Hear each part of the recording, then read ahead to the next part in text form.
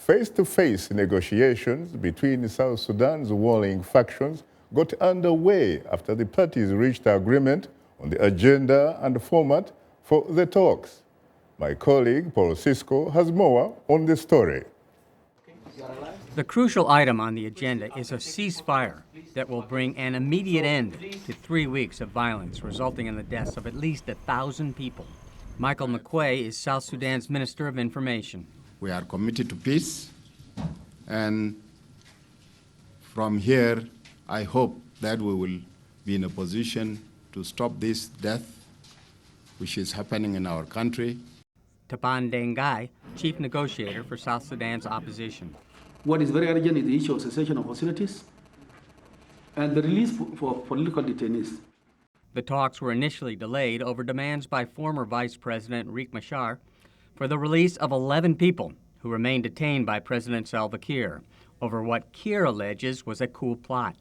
The Intergovernmental Authority on Development, IGAD, is mediating the talks. Special envoy for the mediators, Seyoum Mesfin. There are moments that give hope and which let you see some light at the end of the tunnel. Despite the looming crisis in South Sudan, the two parties have committed themselves to sit around a peace conference table. U.S. Secretary of State John Kerry stressed the negotiations have to be serious and not aimed at gaining more control while fighting continues. The United States will support those who seek peace, but we will deny support, and we will work to apply international pressure to any elements that attempt to use force to seize power. That is not acceptable. The fighting must end, and we seek tangible process towards peace on the ground. U.S. State Department spokesperson Marie Harf.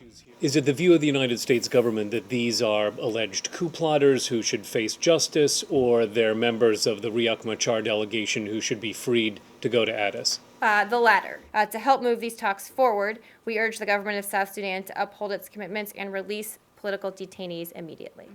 Only 2 detainees have been released by President Kiir. Sudanese President Omar al-Bashir pledged his support for Salva Kiir in Juba on Monday, and Ugandan President Yoweri Museveni says he's provided limited military support to the country. Reports of fighting continue in Jonglei, South Sudan's largest state.